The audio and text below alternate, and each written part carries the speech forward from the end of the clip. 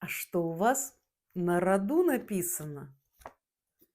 То, что вы человек с большими амбициями и умеете преодолевать любые препятствия. И если вы поставили перед собой цель, вы всегда найдете, как покорить эту вершину, несмотря ни на что. На роду у вас написано, что вы хранитель рода.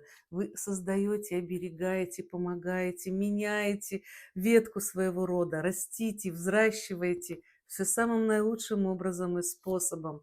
На роду у вас написано исправлять многие моменты и возвращать каждому то, что он заслужил.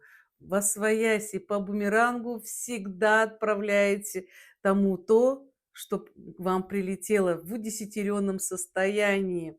На роду у вас написано быть очень чутким, сострадательным человеком, который все принимает близко к сердцу и не позволит состояться несправедливости самым наилучшим образом и способом.